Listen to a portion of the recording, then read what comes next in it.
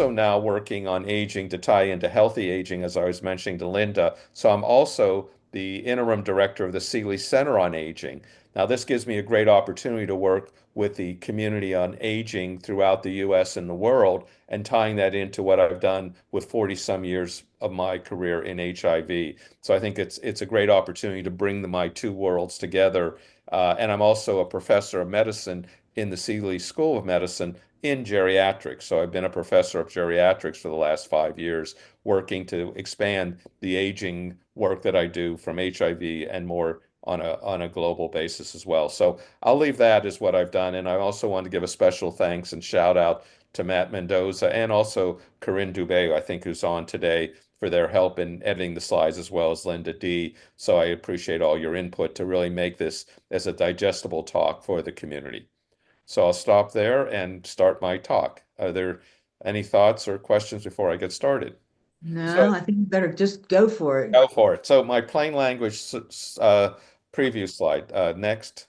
So my key questions today is how does aging with HIV affect a person's overall health?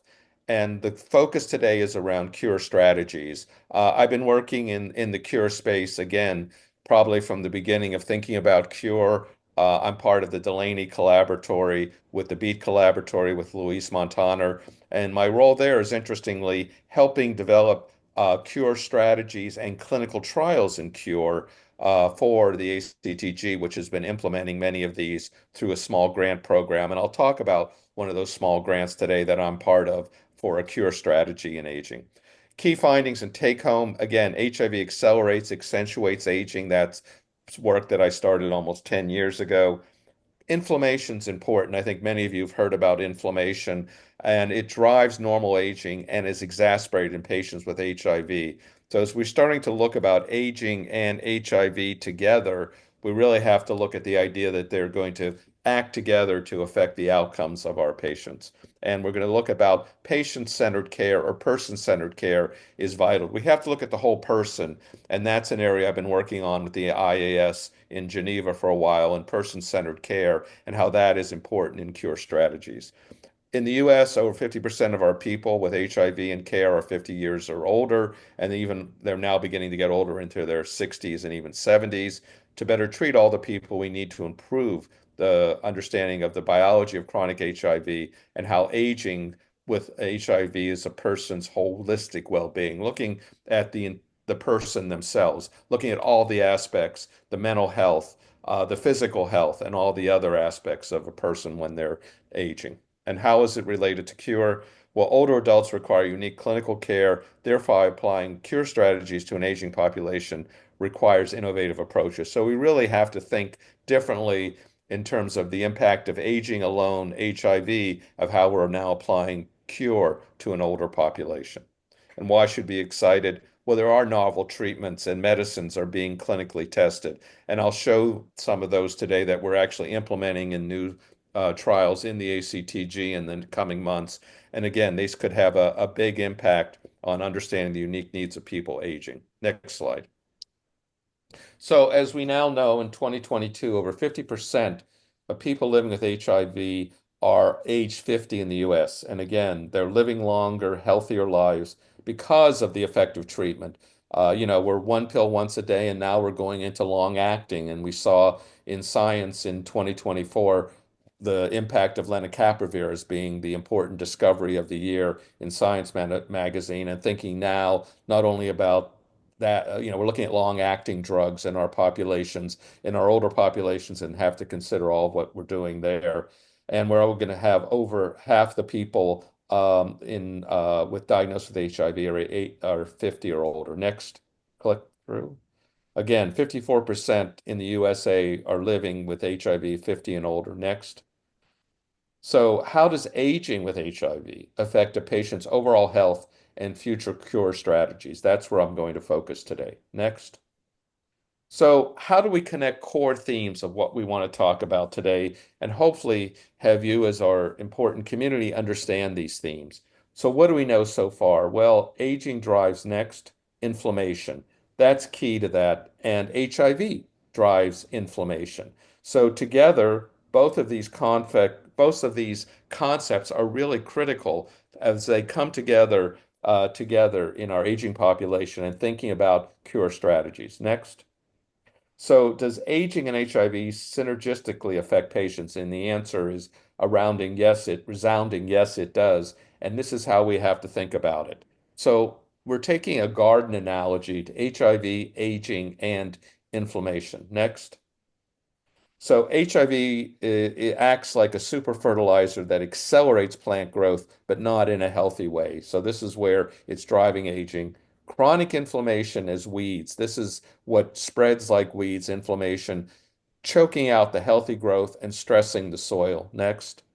And then finally, patient-centered care, person-centered care, a master gardener. We have to customize our care to remove the weeds, balance as a fertilizer, and ensure plants grow strong and resilient. Again, the person we have to look at as a whole individual as we're thinking about the aging individual now and applying the cure strategies. Next. So we have exciting new approaches. A new field. You may not have heard of this term, geroscience. This was a term coined by Felipe Sierra when he was at the NIH and head of the Division of Aging Biology in the National Institutes of Aging.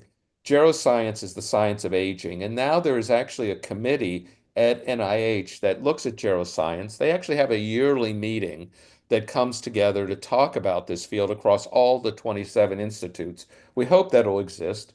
Linda and I were just talking. What's going to happen to the NIH is unknown, and I don't know that we can really come to a conclusion today, but it is important to think about it. But we need to get more HIV integrated. The whole field of aging is growing, lots of investments, especially a lot of the money we know that went to HIV is now going to Alzheimer's. So, how do we get more of that funding and focus back on what we're doing in HIV? Thinking about brain health and Alzheimer's and HIV is a critical part. And I think we can try to look at that of getting more funding and opportunities there, but we also have to get our geroscience colleagues to think about HIV and aging as a model and as well applying new cure strategies. So we have new gardening tools that have a potential to have a big impact. Next. So I'd like to define a few terms for you today. I talked to you about geroscience. That's a new term for maybe many of you. It's the study of the biologic processes that cause aging. It's really it's a new field of science and medicine, and we're now applying it in the field of HIV science and medicine in terms of how people are aging, and also with the non-communicable disease and comorbidities of aging we see in HIV, but also it's critical as a way of thinking about our processes in terms of cure strategies. We're also thinking about cellular senescence. Again, that's a process where the cells of the body lose the ability to create new cells, but they do not die.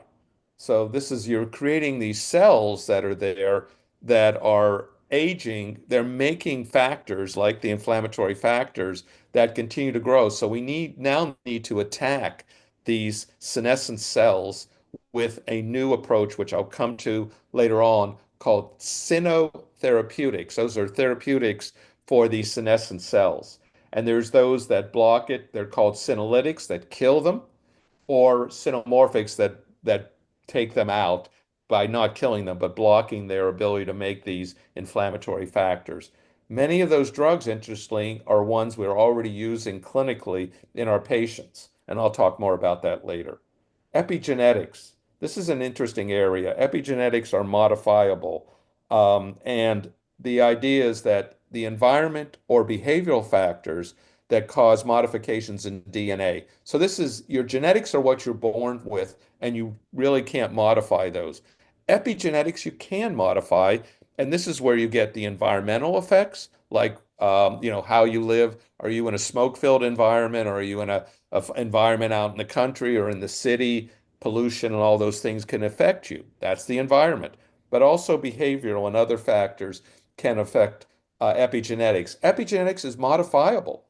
And we actually will have data presented at CROI this year on using semaglutide. Many of you may be familiar with these new drugs, the weight loss drugs, affect fat. Well, we actually have data from the AIDS clinical trial group program that says that semaglutide when we're giving it to our patients with HIV, and we studied this in ACTG 5371, it can modify your epigenetics profile. I'll talk and show you more about that. So very exciting new markers. So as we're looking at how we look at the cure strategies, we're also going to look at how they affect the epigenetic profiles and your aging profiles.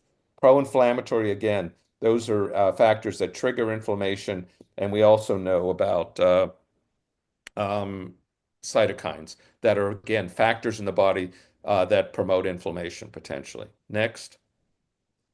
So we know this is in out there. Look at this. I would actually recommend you getting this issue. I found this when I was in the grocery store one day about 6 months ago here in Texas.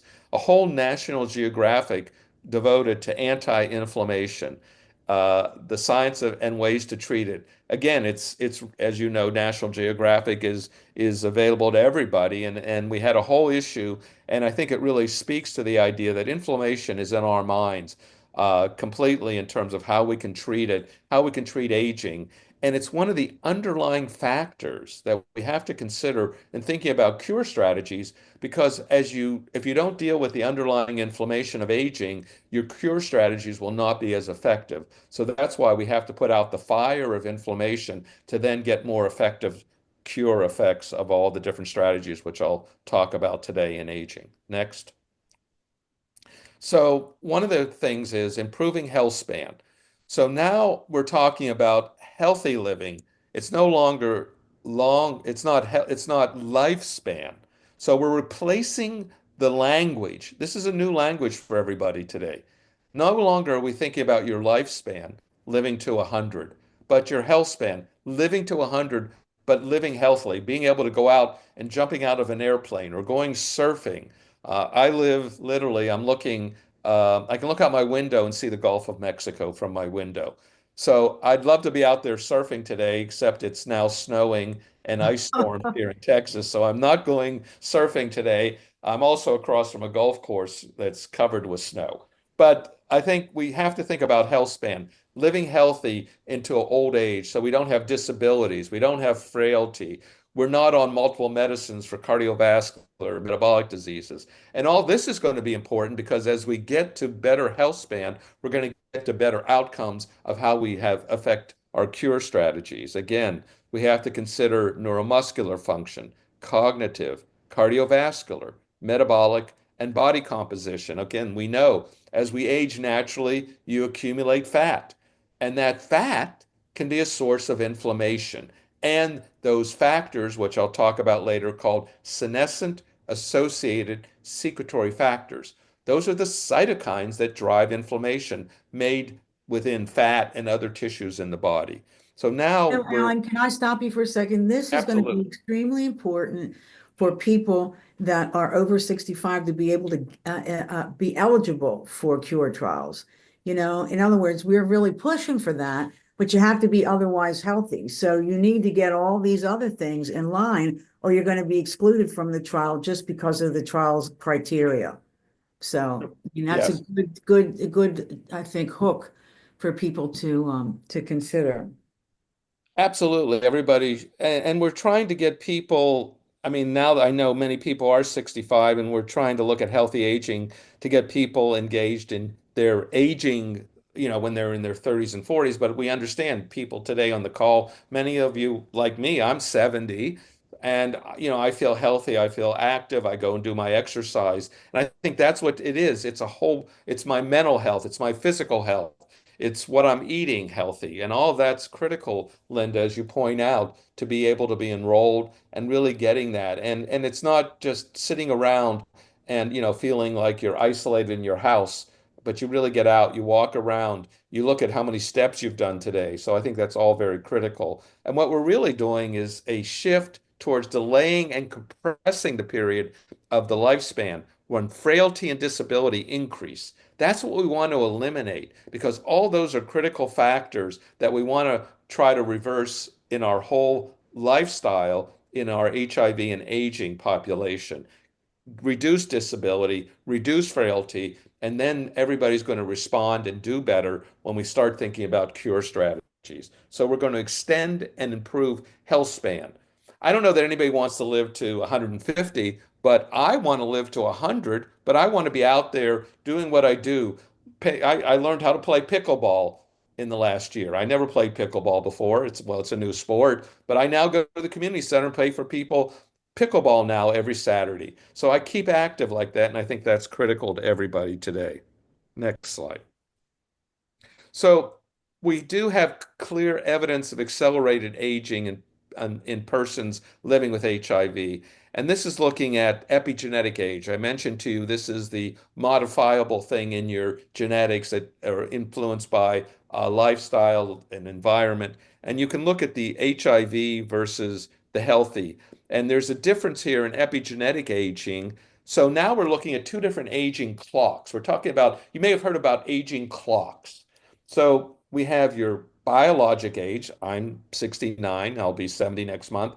And then I have my epigenetic age or my biologic clock. So epigenetic age, biologic clock, and then your chronologic age is how many years how old you are. Now, I actually not, and I keep saying I want to get my epigenetic age tested, and we're going to start looking, we are looking at that in our HIV population, and data will be presented at CROI and other meetings on this. And it's interesting. We hope you have, let's say I'm 70 from my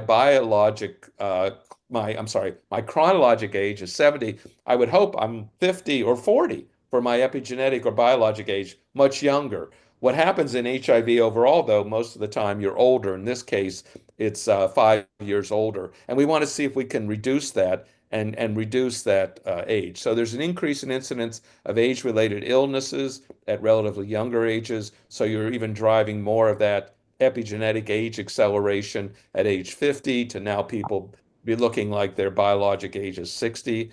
As accelerated aging has been again repeated by numerous research groups, and these biologic measurements all support the notion that aging is accelerated. So that's what we're trying to deal with: is can we reduce this accelerated aging? Can we get your biologic clock back to match or even below your chronologic age, and therefore have the ability to really treat well and have a great response when we're thinking about interventions? And the cool part, as I'll show you, is the treatments that we're trying to look at reversing the aging effects in the non-communicable diseases are the same drugs we're thinking about from cure. That's the cool part that I'll get to later in my talk. Next. So, aging and HIV. This is the perspective. What are we thinking about in cure? Okay, are there unique features of older people living with HIV that need to be addressed? I've talked about that. Inflammation, your epigenetic age being greater. We need to look at all those. What impact does age itself have on a reservoir? And that's a critical question. I think we have somewhat of an answer, but we don't have a complete answer because we need to do more work. What impact does inflammaging? That's the inflammation that occurs during aging. Another new word you may not have heard of. So that inflammaging just means as you get older and normal people aging get in, it may be in their 70s or 75, you'll see more inflammation. This happens earlier in the HIV people, and as they age, as people with living with HIV get older, you're also going to see more inflammation from aging and from HIV. And how does that affect immune function and responses to cure? Again, that's where we're trying to get people, very healthy individuals, healthy before we then think about it. And about studies of geroscience and novel therapies for our future cure. Next slide. So there are many drivers and mechanisms of aging that have an implication, and you can look at all of these things. So in the middle, we have senescence. We've talked about the aging of the immune system. Epigenetics, I've just talked about. Inflammation or inflammaging. We also talked about mitochondrial damage. And you know from earlier drugs, we had drugs, mainly the D drugs, that cause mitochondrial damage, and that can accumulate. Depending on when you started your HIV medications, you may see an accumulation of damage to mitochondria that occurred from the drugs that were taken earlier in the, late 80s and 90s. But then we also get mitochondrial damage during aging itself. We know there is stress and trauma. We know there are socioeconomics, lifestyle. We talked about healthy lifestyle, diet and exercise. What about the microbiome? That's a whole other talk, Linda, that we could talk Right. about and we could give. The microbiome and gut integrity. As you might remember, we started this, our first paper was Nature Medicine in 2006. Okay. That was, I'm sorry. Yeah, that was some, 19 years ago. We had that first paper with Danny Dewick and Jason Brenchley in Nature Medicine on the gut microbiome and gut translocation, leaky gut we talk about. That's still something very much of concern to everybody. And again, your diet and exercise affects the microbiome, and we need to consider that. We also know co-infections are important in aging and cure strategies. We saw the last studies, and there's going to be no more data from letermovir.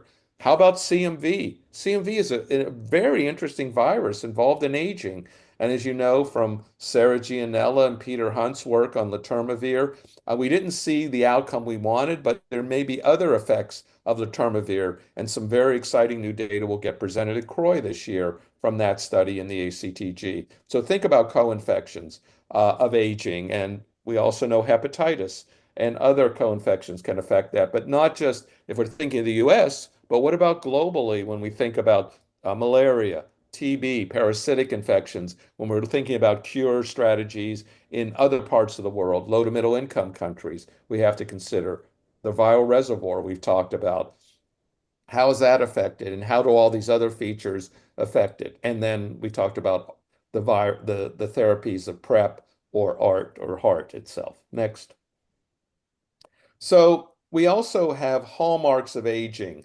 Each of these may be affected by HIV and or ART. And again, these are all these features I've just highlighted. Skip through next. You can see they all have impacts. HIV or HIV and ART can affect all these effects, including things like microbiome and mitochondria and the immune system. So these are again are features that we study in biologic aging that can be affected by HIV, ART, and have important implications as we study these. These are our newer biomarkers. This is what we're starting to look at in individuals to figure out, okay, where does this person need to be to get the most impact of our cure strategy? How do we get them there? And maybe there are, again, combination approaches that we can take that putting together like an anti-inflammatory, or maybe we modify the microbiome through prebiotics, probiotics, symbiotics. Okay, ways in which we can modify the microbiome that affects and gives us a better response. So we're looking at all that next. Hi, Alan. May I ask you a question? I just Absolutely. noticed out of all these red boxes, there's only one that specifically mentions ART, and that's the dysregulated nutrient sensing. And then Um, there's NRTI and PI after mhm. it. Those drugs cause this dysregulate nutrient sensing. Could you explain what that means, the deregulated nutrient sensing? Well, it's more or less how you're affected in terms of the drugs on your whole metabolism. That's what we're thinking about here. So Okay, this is the metabolic effects, which we know affect, NRTI and PIs. That's what we're thinking. If you think about it more from metabolism, that's exactly what the nutrient sensing means, and looking at the metabolome as got it. what happens. Okay, Okay, thank you. that's where that's looking. Thank you. Mhm. Yeah, please feel free to interrupt, and I'm happy to answer any questions or things that you might have to get the points. So we talked about biologic age. So here's all the different ways we can do this. So we talked about chronologic age. Again, it's the amount of time that has passed since birth. Biologic age is a measure of how old a person's body is, and that can be looked at, which talk about in a moment. It's not perfectly matched, okay? And what we want to do is saying if your chronologic age is 70, it'd be great to have a biologic age of 50 or 30 or something like you're a young person. So you're a young person in an old body. I guess it's the Benjamin Button effect. You could be age 90, but actually feel that's where you get reverse aging from 90 to back, but that's a different question. We also have lifestyle, stress, socioeconomic. Again, look at that. How you live, your stressors, your socioeconomic status can all affect your biologic age or epigenetic aging we talked about. Again, and you can measure biologic age by looking at molecules in the body or physical function. So you can see here in the right-hand side are all the biomarkers of aging. So you have those that are molecular. I mentioned the epigenetics, also transcriptomics. So those are things that could be done, or proteomics or metabolomics. All those are things are taking blood specimens and measuring something in the lab to get to the aspects of molecular aging. Now you can do this physiologically. You can do a physical performance, or a functional performance. Things that are done as you age when you go and see the doctor. And you will do these tests in many of our trials. You'll look at walk speed. You'll look at chair stands, grip strength, and you'll look at measures of frailty.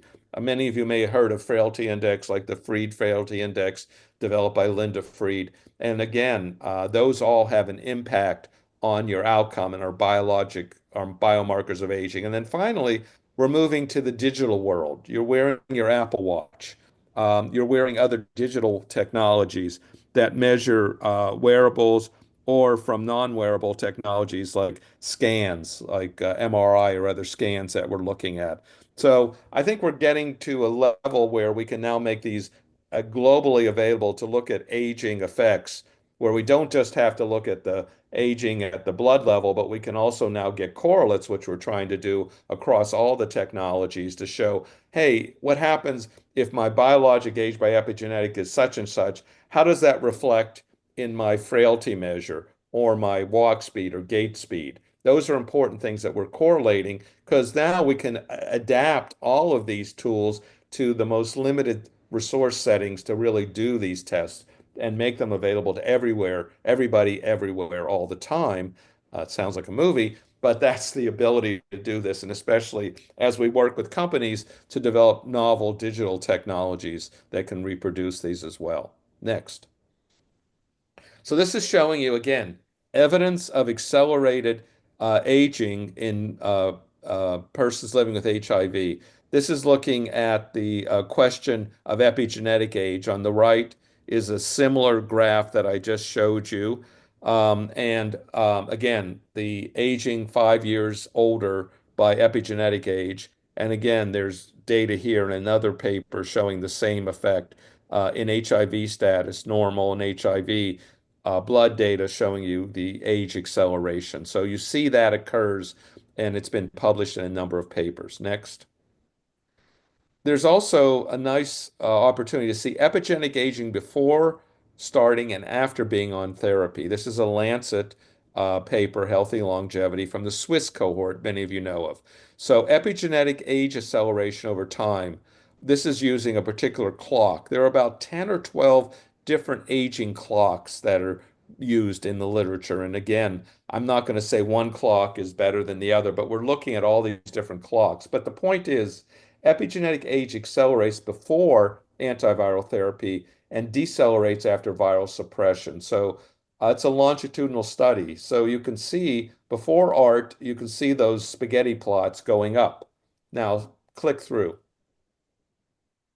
And you can see, though, after art, it comes down. So you can show that years since art, you're improving with art, but maybe not getting it back to age normals. But they're, again, highly variable. So every individual is an individual, and so not the same. So you have to take into account, if I show you an overall plot like this, saying, oh, gee, if I started on therapy, then uh, my biologic age should be improved.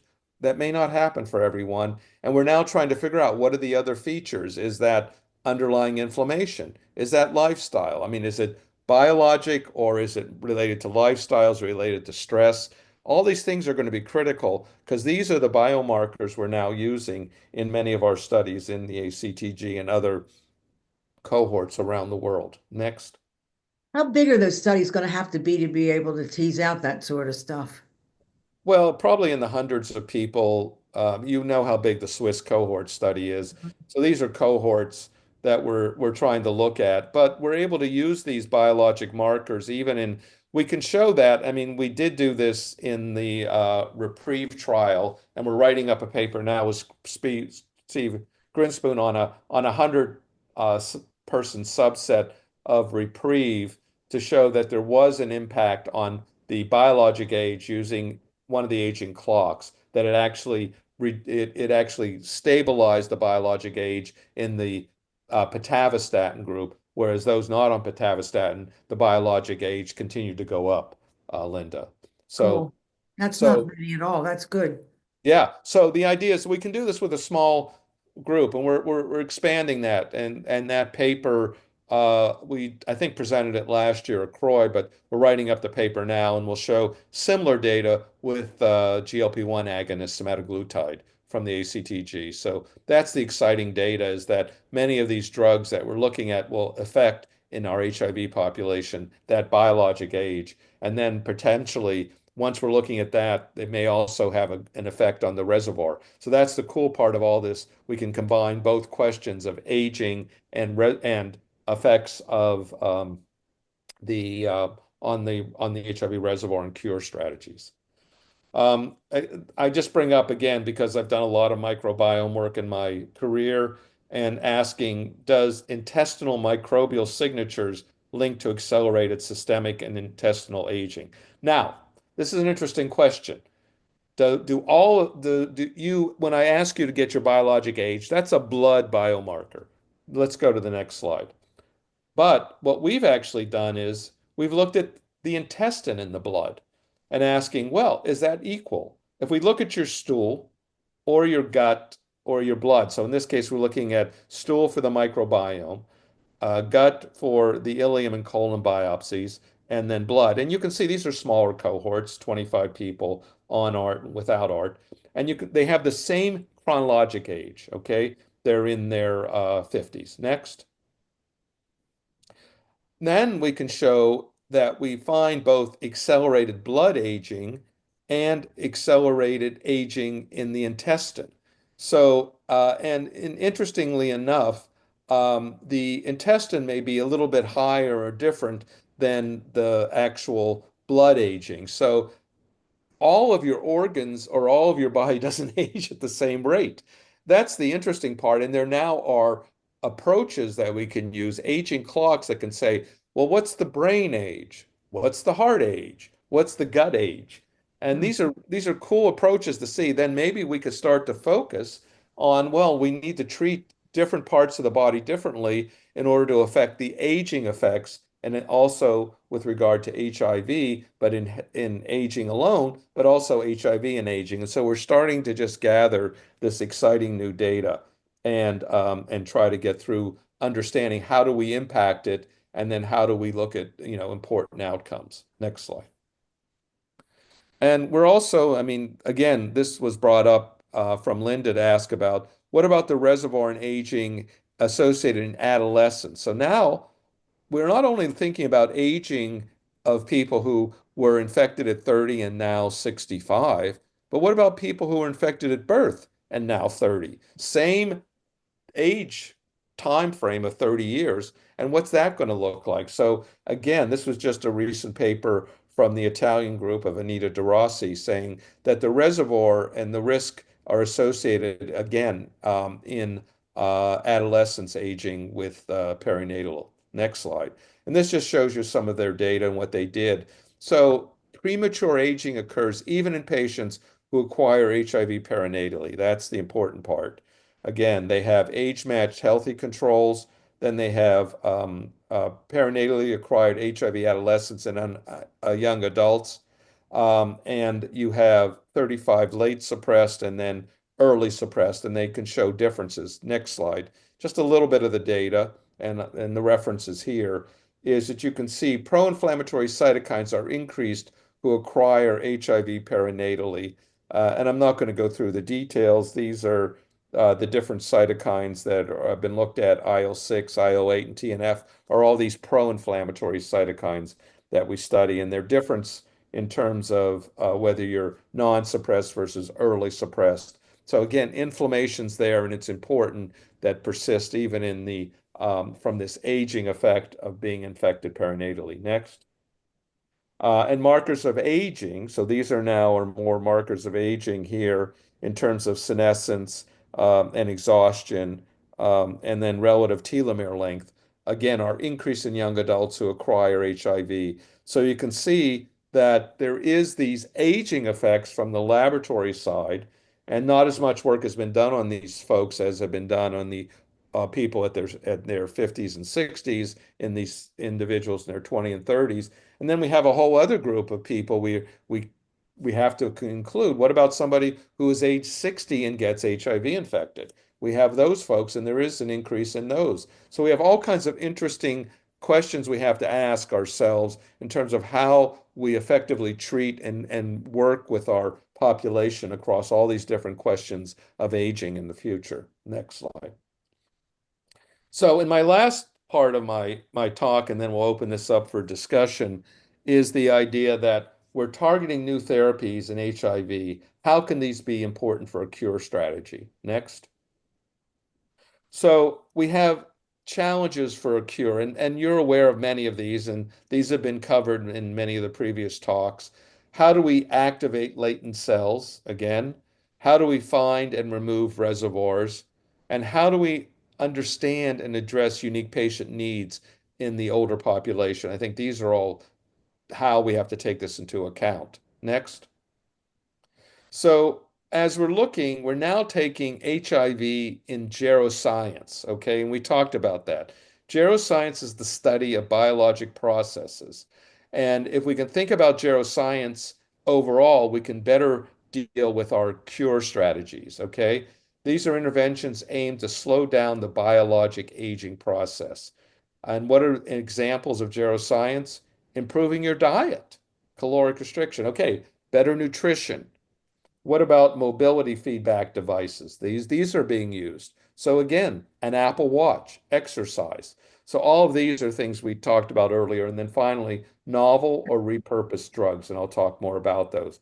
So we really want to get persons that are aging with HIV treated with geroscience intervention. So to get them to a point where we then can also think about the opportunity of affecting the virus itself, not only the aging effects. Next.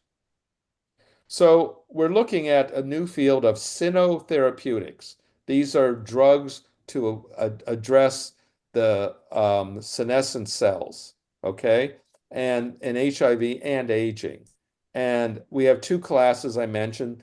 Senolytics, that means you're killing the cell, killing the senescent cell, and xenomorphics, those suppress. And what they're suppressing is the inflammation. And we call this inflammation SASP for short, senescent associated secretory phenotype. Now, look what those drugs are. Things that we've been treating our HIV patients with. Ruxolitinib, we did this in the ACTG. Baricitinib, we've done that. We've also used these drugs, interestingly enough, in COVID.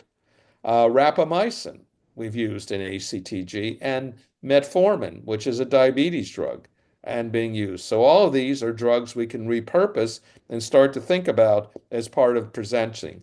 And then up above, we have the lytic drugs, which are mostly cancer drugs, like the BCL2 inhibitors, and then dasatinib and quercetin as well, which I'll show you. D and Q in short, and dasatinib is a drug also used in cancer therapy. Next. So Senotherapeutics, the drugs I've just shown you, and here's a list, can impact the reservoir. So we have this great opportunity to affect aging and HIV reservoir at the same time. This is really amazing, really cool opportunities. You can see the notable drugs, many of the ones from the list. Those drugs used in transplant, those drugs used in cancer, and then metformin, those drugs used in diabetes. Yes, Linda. No, I didn't have my hand up. Oh, okay. Sorry, I thought I heard. Sorry. So anyway, so these are notable drugs now we can use in both cases, and we're starting to do that in our clinical trials. Next. Dasatinib is the one we're using. Go ahead. Next, sorry. So here's the trial. Now, this is a small proof of concept trial. Again, it's only a small number. This was funded through Delaney Collaboratories and the small grant program from the NIH Division of Age. So it's dasatinib. It's one of those Senotherapeutic drugs for HIV reservoir reduction. And again, Adam Spivak is the PI, and then I put Lionel Hilliard is our community representative. He's at the University of Utah. It's only going to be 2 sites. It's only going to be a small number of patients, but it's a proof of concept that we'll be able to show. And there's already been approaches for this. Next slide. That this has been looked at and shown to be safe and well tolerated. So again, initial studies suggest that dasatinib can reduce the HIV reservoir. And you can see, again, very small numbers. The initial study looked at HIV reservoir and circulating immune cells. ART plus dasatinib decreased the reservoir more than ART alone, as you can see in both of these graphs, looking at the DNA and then intracellular HIV core antigen. Importantly, dasatinib was safe and well tolerated in our patient population. So again, we have very exciting new data, and the reference is there on the slide. Next. So not only can you help people that are aged, a little older, but can do you feel like these drugs might stop the early aging process in people who are in their, midlife? Do you know Yeah, what I mean? exactly. So that's why we're going to be looking at this. And again, we're taking so that one is looking directly at the reservoir as the primary outcome. But secondary measures, go back again to the protocol. Go back 2 slides and then sorry. Trying. There we go. Hold on. No, No, I'm trying to go back. It's not going back there. there we go. One more.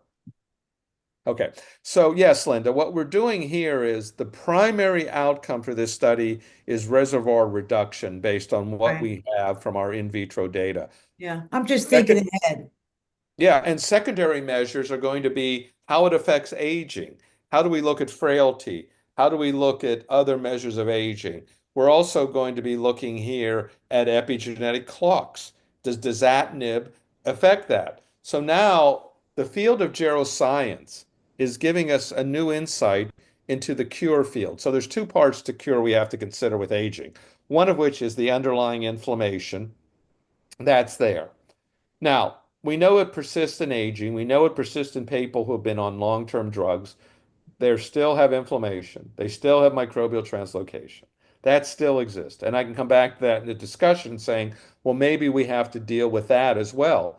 And how can we deal with that? Well, maybe even some of the drugs that we're already looking at, we know there's some inflammation, which why we did the pitavastatin trial to affect inflammation. That may not be the whole story there, but that may help a little bit. But we're looking at how to, quiet that inflammation and restore back the immunity such that when we're thinking about a cure strategy, like with a therapeutic vaccine, with a BNAB, with a TLR, well, all those rely on a intact, healthy immune system. How do we get there such that when you age with HIV, that you can restore that back to those more effective immune effector cells so that then they'll impact with the drugs or the approaches. And we can talk more about it because that's a critical part of thinking about our older adults now with cure strategies. So we're also next. Yes, I'm sorry. Moises has his hand raised. Sure. Go ahead, Moises. Yeah, hi, how are you? This is great.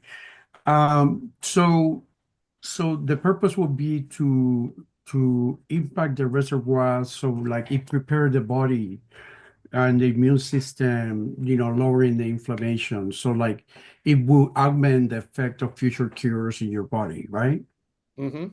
Well, Okay. here we're affecting the outcome here is dasatinib alone to actually affect the reservoir directly. And then Mhm. indirectly, we may have other good effects on other measures of inflammation or as I said, these are the drugs used as dasatinib is a senolytic. So it may also get rid of those cells making inflammation. So we'll also measure inflammatory mediators in this trial. We'll look at IL-1, IL-6, or TNF, and we'll be able to get out as to whether this will work effectively overall in the patient to not only affect the reservoir, which we can see it does in previous data, but does it affect inflammation as well? So you're getting a double advantage of these approaches. But let me show you the next trial, next, which is it's again the IPACE trial. So in this case, we're using a combination of dasatinib and quercetin, which is being used extensively in the aging world to improve physical ability and cellular senescence elimination. So now we're affecting the aging phenotype, and in the secondary objectives, we'll also look at reservoir. So we're actually doing a bookend study, one to look primary at reservoir, another one primary at senescence in the ACDG, and the secondaries will look at both. So as we think about combining some of these newer geroscience approaches, we may be able to affect both the aging phenotype and also the HIV reservoir. And so you get a double effect of doing that. And maybe some of these drugs, as we said, may also be beneficial for other of our therapeutic protocols if we can reduce that senescent phenotype and reprime the immune system back again. We'll get a better effect of our cure strategies in our older adults. So next slide. So here again, we're improving physical ability and cellular senescence through chair stands, exercise capacity, and then finally on the senescent cell abundance in the blood overall. Okay, and then next. So where are we in the field? Older adults have unique needs, might be addressed with a cure.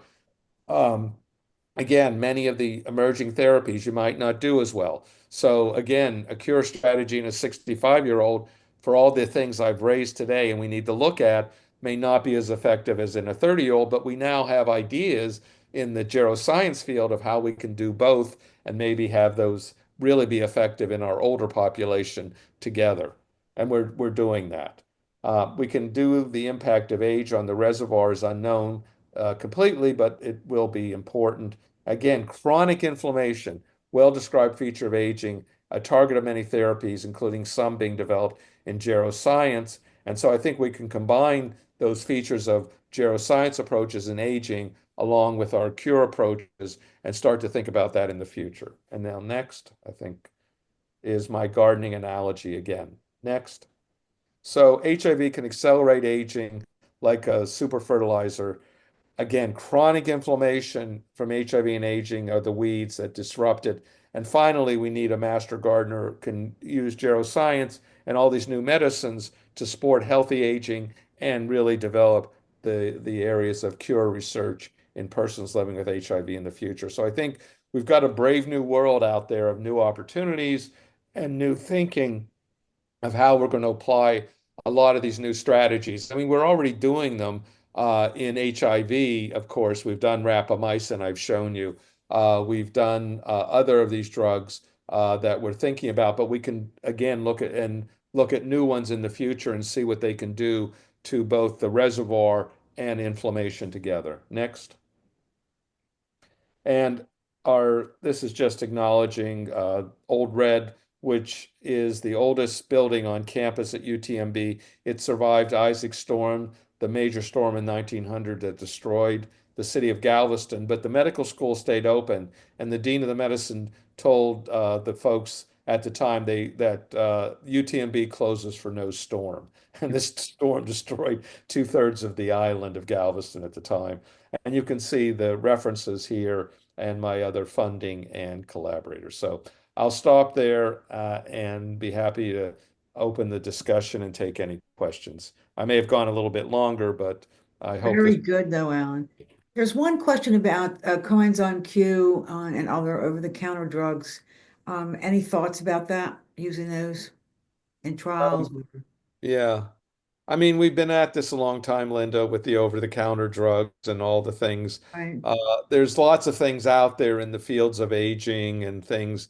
I don't think any of them have worn the test of time to say they're very useful yet in the HIV field. I mean, we're looking at NR, NAD, things to get back NAD and all the others. As a matter of fact, quercetin is an over-the-counter drug. So is fisetin. So you can get all those off of Amazon. They are being done in clinical trials. And if you go on clinicaltrials.gov, you'll see tons of studies that are being looked at in aging. And I think we're starting to think about those as well in our HIV population.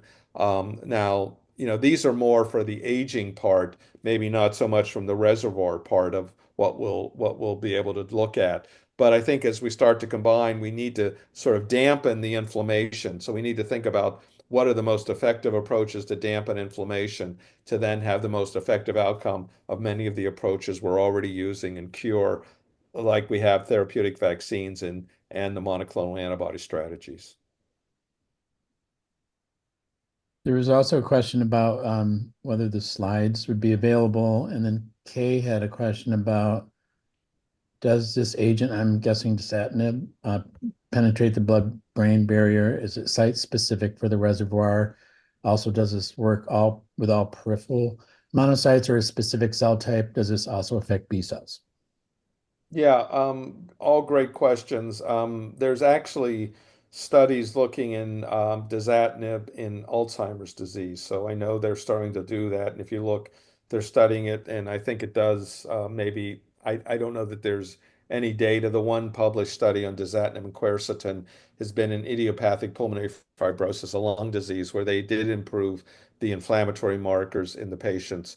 And there's now again, some early studies in HIV that it affects the reservoir, at least in patients with cancer. And this is a group in Spain. We're at early days in many of these drugs in the aging world, and we hope we'll be doing our first small pilot study with dasatinib in the ACTG within the next couple months. So, stay tuned, and we can present on the data and those outcomes from those studies real soon. And I think the important thing is, though, that you're not sometimes not the basic scientists, they look what they're looking at and that's it. But it's very promising that you're looking at, okay, step one, step two, step three, in other words, a whole array of different trials that you're going to be building on from the stuff that you're looking at. I mean, there's already plans for that, and you're designing them. I'm guessing in other words, in order to next, kind of from the ACTG sort of way of rolling over right to the next issue that's involved. Is that right? That is this. I mean, we take what we've learned from the basic side of cure, from the Delaney collaboratories and move very quickly into clinical trials. So we have a path forward of finding things at the bench level that we can now apply at the bedside. And that's very much the way I've approached the HIV, Right, field for my whole career is right. bench to bedside. I mean, I started this with Marty Delaney, for goodness sake, himself when we had Project Immune Restoration, Linda. You know those days Yeah, with I Brenda do. Long and time ago. Ben. I mean, that was back, we were doing thymic transplants and we were doing, bone marrow, baboon bone marrow transplants back in the day of HIV in the 80s. So, I Right, mean, we've always been very translationally oriented as immunologists thinking about this in the early days. And now I think what we're learning and what people should take away is the field of aging. And as we're talking today about aging and cure, we've learned so much from the field of aging. And that's why I'm now, what do I do? I'm a professor of geriatrics. So I'm learning from all my colleagues in geriatrics to learn how to take care of our HIV patients much better. And that's on a global basis because I'm trying to do that at the WHO level, is to bring the guidelines of how do we take care of our HIV patients, moving aging into the HIV guidelines and also moving HIV into the aging guidelines and creating global. As a matter of fact, I'm working with Linda Gale Becker in Cape Town. She's going to come up with new guidelines for how to take care of aging patients in her cohort in Cape Town now. So I think I think there's great opportunities to do a lot more together in our aging populations and looking across the world. And I'm trying to now add, as you said, I'm a bench scientist, but I've always thought as a right. translational medicine person in how I approach the HIV field. There are two Terrence questions. has his hand up. Okay, can we, while we're talking about this, let me just deal with two questions up and then you can deal with the hands up, Michael, if you don't mind. Somebody wanted to know what we should advocate for and how this is all going to be teased out in this administration. So, I would like to know, what the ACTG is doing about some of this stuff. I mean, I'm looking at it differently now when you're talking about exercise and food and whatever, because you're talking about actual trials and markers and stuff that are extremely important and not stuff that belongs in HRSA. Do you know what I mean? Like, I mean, it's a whole, it belongs in the ACTG when I look at it from your perspective. So, I mean, that's something people could advocate for. And I'm wondering, I mean, I'm always hearing that they're not moving ahead with this kind of stuff. So, Yeah, right. It always has been, I will be honest, I've been in the organization since the beginning and I know the the pluses and minuses and it has been difficult because a lot of the aging questions and again we have I think advocating to get other of our institutes like NIA to help us and really be partners so we're coming up for renewals of the ACTG and all the networks are coming up again in another 3 years. So they're now starting to write, and I'm sure they're going to ask the community for their thoughts on this. And I think what we have to ask is, well, how do we get other of our partners to think about it? So if we're thinking about brain health and there's so much money in Alzheimer's in the NIA, well, how do we now get that money tied into thinking about aging and brain health and HIV. So if there's money in those institutes, let's get them involved and determine that we can figure out that that's an important part of the right, advocacy that could be done right. is because So what we're saying here is for the people that want to advocate for this, is you could be a CAB member for the ACTG and push this stuff. Okay, number one. That's really important because they really need new people. I mean, there's nobody left, okay, essentially, except right. some of the same people that have been there for 100 years as far as community is concerned. And we really need help pushing these new ideas. So that's one thing. And as far as how do we work to get this done, given the new administration, I mean, Alan has talked about this throughout his whole talk about dealing with getting money from other institutes. I mean, we've been pushing for that from Jump Street, and the Aging Institute is not the most. I mean, they're they're not the most progressive. Okay, so I mean, we need to infiltrate those organizations as well and have them be willing to work with people with HIV. And I thought, for instance, what a great way to design a trial. And I know there's one like this now is for Alzheimer's disease with people with HIV and not, but that's a great control arm. I mean, that's when you're trying to do a study, you have to have something to compare it to. And what do you compare it to? You know what I'm saying? If you're talking about younger, healthier people, they're not going to want to get in these trials. So it sounds like a perfect match to me. So I think that's a way to get money from other places. Absolutely, Linda. And I know the OAR, I mean, we had a symposium in Munich at IAS that was sponsored through the OAR as well. So I know, we have a new OAR director, but we also have people there that are advocates for aging and HIV. Probably more on the basic science, but I know there's strong advocates at NIA, Division of Aging Biology, with Stacy Carrington Lawrence who is the director. She comes from HIV and OAR, and then Ann Namkung is there from the Division of AIDS. So, I mean, there's some, people sitting there at those levels. And the IPACE study was funded through NIA coming to the table and providing the funds to make that happen, to show that, hey, we can have an impact of these new geroscience approaches in HIV. So I think there's more of an, you know, they're more open to thinking about it. And I know, our agenda on the, comorbidities, co-infection TSG, now headed by Christine Erlandson and Jordan Lake. I mean, Christine's always been a strong proponent of HIV and aging and developing clinics along those lines and those studies. And I think, we're looking at this at the most basic level. throughout new clinics, new opportunities. We have, the Golden Compass Clinic that still exists in Ward 86 at UCSF that, Monica oversees and Gandhi. And I think there's much more interest. And you can see everybody that we're going to be treating with HIV, whether it's in cure strategies or comorbidities or long-term art, they're going to be in their 50s and 60s. That's what we're about today. We're about cure and aging. I mean, this is a cure group, but aging in general is a big deal. It's a big deal for the HIV community, not just in the US. As I said, I'm working with Linda Gale Becker. I'm working with folks. I have a big study in Brazil we're going to be presenting data on the ALIA, 700 people over 65 from Rio, Sao Paulo, and Salvador we're presenting data on. So I think this is a global movement now, Linda, on aging and HIV. Right. Michael, do you want to call on people who Yeah, have their hands Terrence up? has been patiently waiting, and then we'll go to Moisés. Seth? Okay. So Terrence, Okay, can you hear me? yes. Yeah. Yes. So this is, first of all, I had to come in and out in the beginning, but what I've caught has been great.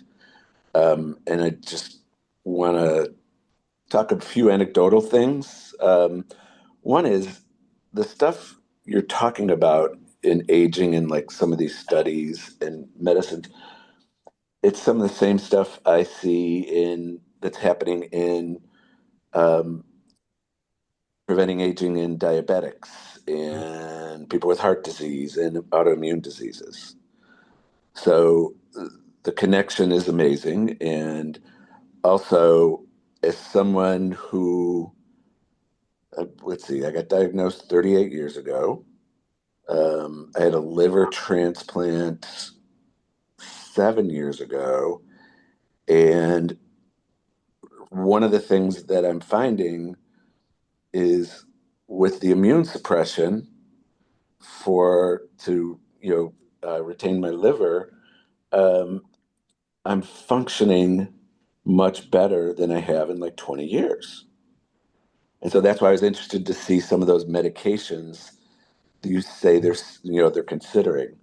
Um, and then also just with quercetin and CoQ10, most of the over-the-counter nutraceuticals, supplements like that are not good quality, and you have to pay extra for good quality. And so just be aware of that. Absolutely no regulation. You never know what you're getting. Yeah, and there are some brands that go through different processes of showing that they're purification, but it's one of those things to be careful about because you're spending money. If you get it at Walgreens, just the over-the-counter stuff, um, you know, you're spending money on nothing. Mhm. So you just have to be a little bit careful. And then, is there anything going on with like working with functional medicine in HIV and aging? Hmm. There probably is. I'm not directly Okay. involved, but I'm sure. I mean, there's so much going on in the aging world that can be Yeah. tied. But I think your point is extremely well taken that, we need to look at other, all the fields of diabetes, NIDDK, heart disease, NHLBI, lung disease, liver, whatever. All the aging questions all come together Yeah. under common areas of inflammation. So I think as we begin to ask this, these are common approaches we need to think about together of how we and what can we learn, which is always what I'm trying to do is learn from other fields. I mean, we brought our aging colleagues in, but we still need to bring more of it in. I do have a grant where I actually have a pepper center under what I do in my center of aging here in UTMB. So I'm working with the pepper center folks to get them more interested in HIV and others. So I'm trying to get crosstalk more and more. And if you remember, George Kuchel, who is a gerontologist, gave a very nice talk at Croy a few years ago on HIV and aging. And I was the one who suggested him because I've been working with George a lot over the years. So I think the more we bring in colleagues from other fields, we can learn more and help benefit our HIV and aging community. Thank you. Welcome. Moisés. Yeah, Moisés, you're muted. Thank you, Michael.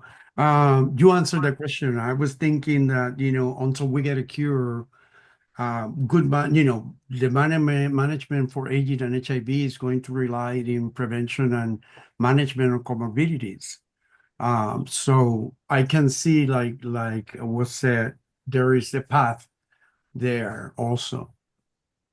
Yeah, to Moses, I connect. think the healthy aging approach, thinking about some of the newer approaches we're thinking about with, you know, I mean, we just saw, what is semaglutide, brain health. Yeah, you're maybe taking it for, the weight loss approach, but there's so much other effects of these drugs, and they're very expensive and available. We're actually looking with a colleague in Chicago at a way of using a prebiotic. Now, prebiotic is basically the food for your bacteria. So we're now looking at, can we naturally induce the GLP-1 agonist by the bacteria in your gut to make it for you so that you may get a dose of Ozempic or the GLP-1 agonist, and then maintenance with the approach of a food supplement like a prebiotic. So we're trying to be innovative in how we do this, but I think it's the prevention and the approaches of looking at all the other risk of our NCDs that we're looking at that will have, as you say, and Linda brought this up earlier, if you're healthy and you've done everything you can with your lifestyles and all of your other comorbidities, then you're really going to be prepared when these newer drugs come along and new approaches for cure, because then you're going to be the prime person ready to go because you'll really have that, the immune system will be ripe to really affecting that outcome. Thank you. It's amazing to hear a Western medicine doctor talking about your whole body. Do you know what I mean? It's great. So, Jeff Berry. But Linda, the whole of the IS is around person-centered care. It's mental yeah, health. but that's all new, okay? That Yeah, I really, know. And then I sat in the WHO meetings. I mean, when I talked to them, they're very much supportive to the HIV group at WHO on person-centered care as well. So yeah, cool. you've got a good international global audience on this ready to go. Right. So we've got Jeff and Paul and Moises, other comments or questions that you want to make. So you want to go with Jeff first? Thanks, Linda. And thanks, Alan. Just a great presentation. It's really, I love the garden analogy, and I think it's great to see such an emphasis on HIV and aging and how it overlaps with cure research. I never thought I'd be here 40 years later talking about a cure and in the context of people having been cured. I think, with today's state of affairs, current state of affairs, and lack of our access to treatment and prevention being threatened, I think talk and research around a cure is even more important. I think for those of us who've been living with HIV for decades, and we're really excited at the prospect, some of us anyway, of not only a cure but being able to contribute to cure research. We want to be able to give back in some meaningful way, especially long-term survivors who never thought we'd be here or live this long.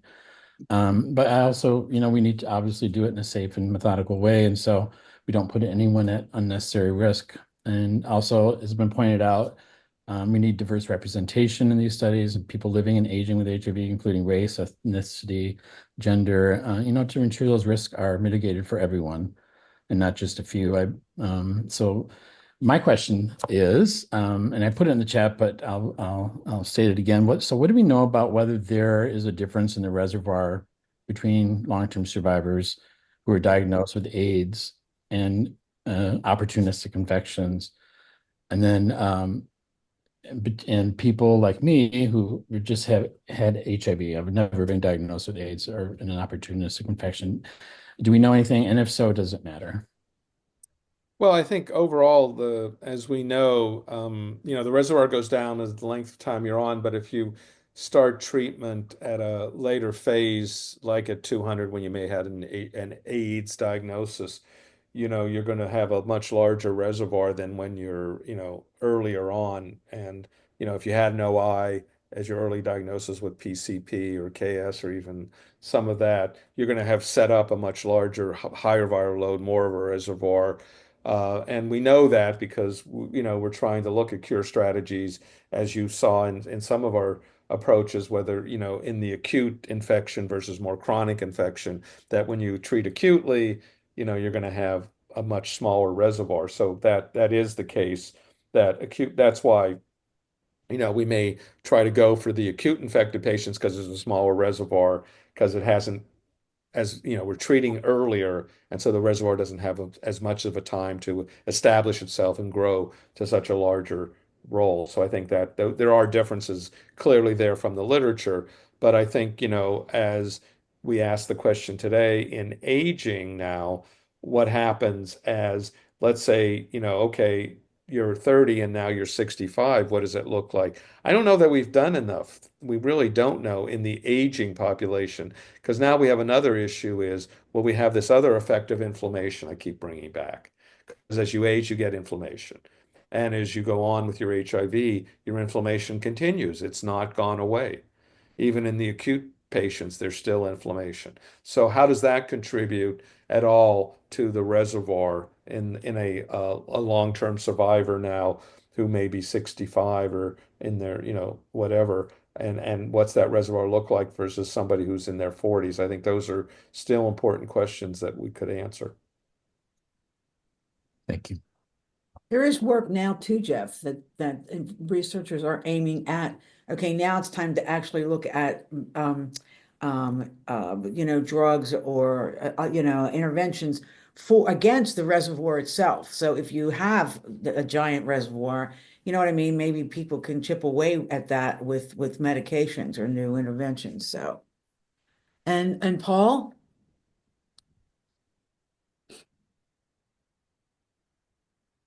You're muted, I'm Paul. muted, Paul. I have so many questions. I don't even know where to start. So I am one of those people who's got the huge reservoir. Because I tested positive at the age of 25. I'm going to be 62 this June. Congratulations. That's fantastic. Yeah, and one of the things that I hear from friends and colleagues is that they actually aren't looking to get cured because at this point they've been on disability for years. They haven't worked. They haven't worked in 30 years. They still use word perfect, This sounds like me. It's true. And so I'm trying to figure out how I had one colleague of mine, peer of mine, who was really wanting to participate in studies, but didn't know how to advocate for himself. Found out he was too old. How do we guide people who are interested in participating in these, studies at a certain age? Because now they're like, oh, it's too late. I'm 65 and, they're just biding their time. But I think it's important that we encourage them to participate in these studies. So first of all, how do we get the pharmaceutical companies, et cetera, to open their guidelines for people who are aging? Yeah, it's a great question. I think advocates and the community has been so strong at the early days of, you know, back in the 80s, getting into the boardrooms of those companies and getting them to, do something with the drugs back at, the days of AZT and such, I remember. But I know it's harder today, and these companies have changed, and many of them may or may not be still interested in HIV. And I guess with everybody thinking about, long acting. I think it's advocating for folks because I can't imagine they can't keep their heads in the sand if the population's aging in the US and globally of HIV, then that's the population they have to look at to include in their trials because that's the target population that's going to be out there for the next, years to come. And people are continuing to live and longer with HIV, and they need to be included. And I think it is an advocacy position. I mean, many of you probably interact or sit and talk to the leaders and people around here, like a Jim Rooney at Gilead or others who I think are willing to listen to this stuff. I mean, I've been pushing Jim around. I mean, every time I see him, I say, let's study aging and HIV, Jim. And people like Kim Smith. I know you know Kim, right, from Vive. I trained her, so I tell her, look, I trained you to be an immunologist. Think about it. Well, this is a perfect segue because I just put in the chat a number of links about how people can get involved. And I think I touched on this before. One of the major problems is we're victims of our own success here. Okay. And people are not dropping dead, thank God, like they used to, but there aren't activists like there used to be. And I'm saying a few, and I mean a few old timers. And we need more people. We need more people, the people in the community that you're talking about, Paul, to be out there screaming. I mean, we're doing work about so much of this is people take old protocols and cut and paste the inclusion exclusion criteria. And we've been fighting since we started working in cure research about opening up that criteria for people that are over 65 if they're otherwise healthy, which is why I brought up, the point that I did early in Alan's talk. So, I mean, if people want this stuff to happen, you're just going to have to get involved because, I mean, people like me, like I said, 73, if you're 60, you still got more energy than I got. Well, maybe nobody's got more energy than I got when I think of it. But I'm just saying, people need to get involved in this in order for these things to happen. So if you're interested, there's a million sorts of prevention, vaccines, cure, ACTG, you get hooked up and help out because Linda, that link that you said you put in the chat hasn't appeared in the chat. I see it. Oh, wait a minute. Maybe I didn't hit whatever. Okay. Yeah. But I There maybe it is. I'm sorry. There are a bunch of links. I'm I sorry. know There you go. Corinne is on. Maybe Corinne could comment as well. Corinne Dubé, because you were working closely with the community and the ACTG. What are your thoughts? Because you're maybe closer to it sometimes than I am. Yeah, thank you. And we'll need a lot of advocacy, but I think we also need people to follow through with the commitments. We've been working with Linda D, Jeff Taylor, Jeff Berry, and Michael on the long-term survivor paper series, which we'll hope will be published in 2025, that will outline some of our priorities. So one will be focused on cure research, including getting rid of the arbitrary age criteria. The other will be focused on priorities for being a long-term survivor. So it's not just HIV anymore. There's a lot more that needs to happen in terms of holistic health, like you talked about. And then the third paper will be focused on policy priorities, which we cannot let go of for the next at least 4 years. As you know, Jeff and I and others are also involved in the Last Give program. So these disparities tend to compound as people age. And so I think we'll need to put these issues to the forefront, as you mentioned, not just in the US, but also globally. So we just need to keep people accountable, I think. One of the main things, I mean, I work with DARE and that's out of San Francisco. And, Paul, we first started doing support group cure presentations with San Francisco AIDS Foundation. And this came up immediately. Well, wait a minute, I'm going to get cured, but what about my support group? What about my housing? Oh my God. All of a sudden it was so odd. First, you could see people cure, what? And then their next thought was, oh no. So, I mean, I remembered that, as did Jeff, and we have been, I mean, one of the last paper is pretty much about what happens when people get cured. What do we do? Where do they go for their support services and their meds and everything else? So, I mean, it's definitely a huge issue. So we need to get ready for that, but we need more Uh, funds. Linda, the post, people still haven't seen the link that you said you posted it. It still hasn't appeared. And I Jeff see Taylor it had, myself. There's a bunch of links. Okay, it's not, it was done at 2:27. And it's above it is, I agree with Linda, I'm tired now, need people to get involved. I mean, it's about 5 links for lots of different institutes. Did you send it to the entire yeah, I was going to group? say Yeah. it's not Oh, in the, wait a minute. it's not You in the might have entire just sent chat. it to. Somehow it went to just Troy Bank. Yeah, so I was going to say, Wait a minute, let me Right. do it to everyone. I'm sorry, I can't do all this. Hey, technology grand. Okay, and while we're waiting, Jeff, you have your hand up. let's see. Yeah, just to piggyback on what Linda was saying, what was my There point? it is. Even if people get cured tomorrow, that's not going to undo all the damage they've experienced from 40 years of living with the virus, toxic drugs, and so forth. So they're not going to suddenly become healthy and able to go back to work or do anything, right? They're going to be just as sick as they were. The drugs have kept people relatively healthy, but that's as far as we can get, and it's not going to undo the damage that's done.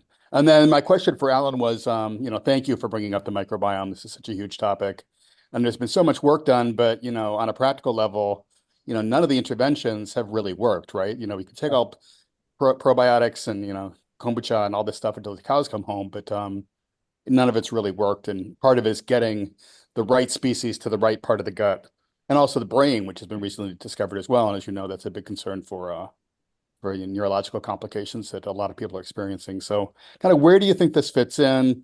People like Nikki Klatt and Rafik Sekali's group at Emory have been doing work on this, but how do you think this really ties into, the cure and aging, and what do we do with it?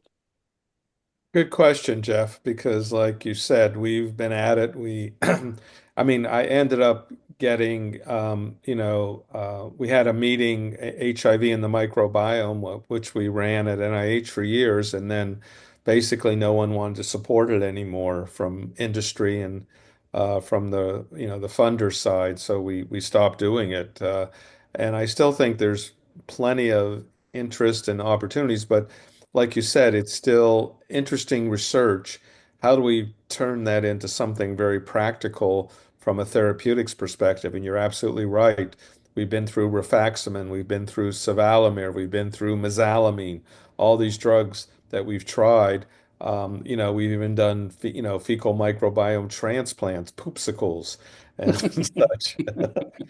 So, I mean, we've been round and round about this. I'm still, working with colleagues that do a lot of this work. And as I just said, this GLP-1, if this would work, we're now looking at it. And we had a discussion last week in Houston with Roberto Arduino and the group at our ACDG site with some colleagues there to try out, can we do more designer precision medicine? And I think that's like you're saying is, can we now design for the right bacteria, for the right person, for the right area, whether that's dealing, what's the disease, what's the outcome? Is it neurologic? Is it cardiovascular?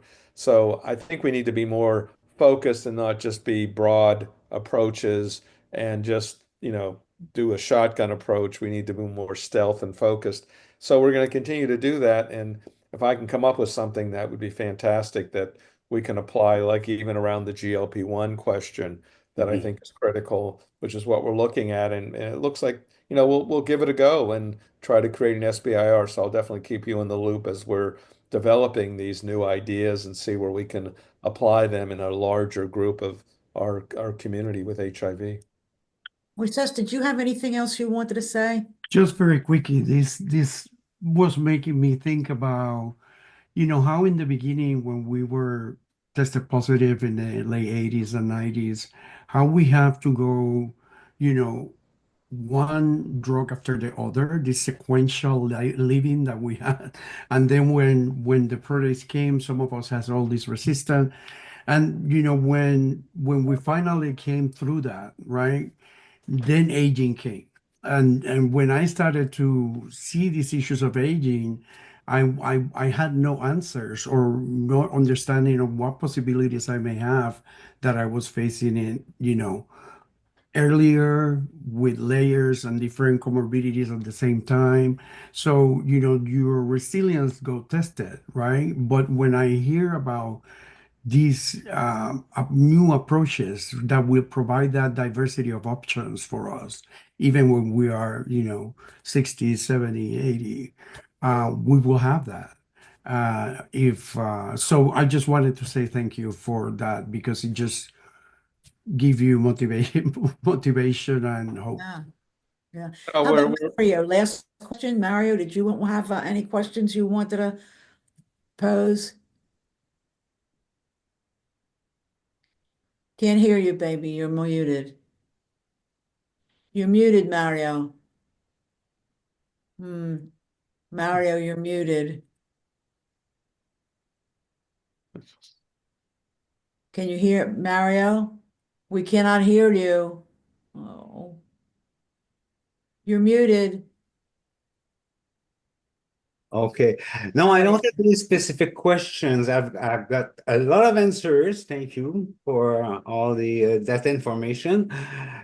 Most of the other questions I have are directly related to immunological non-responders. So maybe you mentioned earlier that we will have eventually a session Yeah. talking about them because it's very hard to find information about immunological non-responders, and most of the times those are people with aging, with HIV and aging. So that's it. But thank you very much for all the subjects you brought up, and I don't have any more questions for now. Okay, great. Well, Alan, thank you so much. Moisés, Paul, Jeff, Michael, as usual. Thank you so much. This has been a great session. I mean, I don't want to, but it's very seldom that I learn so much. And I really learned a lot today. I'm very excited, and we should stay hooked up because this is all so important. We figured out a way to do some of these studies, to have some markers, to get money from elsewhere. What else can you ask for, right? The day after the inauguration. Yay, is what I got to say. So well. we need some new bodies. Well, no, that's great, Lyndon. And what I'd love to do is I'm trying to pull together, if there are a few hardy souls that want to join this sort of global enterprise I'm trying to build of aging and HIV across the world. So it's not cure focused. It's agnostic, but it's thinking about HIV and aging across all of the domains, whether it's a non-communicable disease, an NCD, or a cure or long acting. And as I said, trying to roll out with people in the global South, or whether South America, Malaysia, working with all of these folks.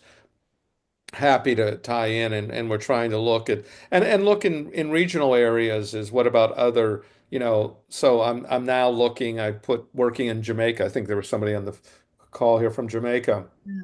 with a young investigator looking at the role of HIV and other co-infections like HTLV1. We're coming back to that again, and some of Wow. these others in aging and metabolic outcomes. So, trying to pull together in these areas and thinking about, dengue and other things. And it'd be great to think more about resilience in our HIV populations and how do we think about vaccine responses and those outcomes, using just simple tools about how do you respond to a vaccine, and can we use that as a way of measuring your immune, this whole thing of aging and resilience. How do you come back from an insult, and how do you, respond better? So I think there's lots to be done, lots to learn, and we are a global community, but we need to bring in people from all fields of science and medicine to address this question. And it's not just us alone, but we are a global community, and we even more need to rely as we're cutting ties with the global funders, as we saw. Right. I know Corinne said about WHO now, but we all need to, in our own areas, start to be more global. I mean, think locally, act globally, whatever. But I'm really about that, and the whole person-centered care, and working with the whole individual and thinking about the people and what they're dealing with totally to address these questions. So thank you. Alan, Thank you. people are asking for your email because you were asking them to contact you. And so do you have an email that you can put into the chat for us? Sure. Thanks. I'd be happy to do that. Yeah, absolutely. I know there were lots of questions, and I saw that, up to 60 or so questions or comments. And so if people, I'm at UTAL Landay at utmb.edu. And please, Linda, I know you or whomever, Michael, Yeah, have the slides. I mean, please. definitely. Yeah, Michael, we'll get them out. Yeah, Yes, I definitely. will be making the slides. I'll change them into a PDF to make them easier to send. I'll be sending the chat as well to you so you can all see the questions that were asked. I'll include Alan's email. So if you want to get in touch with him with anything further, with all the things that we've talked about, the recordings will be posted on Facebook as well as on YouTube. All of that will be sent to you in an email after this sometime this week. I'll be I'm getting it Michael. out to everyone. So just I'm be Michael, right, Michael? So they know who to look for. yeah, from me. Great. Thank you, Well, this Michael is, and Linda. oh, Any thank final you. thoughts? Anyways, thank you all for your Thank you, really really. great interaction questions. As you know, I'm still very passionate 44 years later in Right. this field of study. Thank you, Michael, too. Okay, we couldn't do this without you. Thank you, Michael. Thank you, guys. Welcome. Thanks, Bye. Alan. Bye, everybody. Take Take care, good care. everyone. Bye.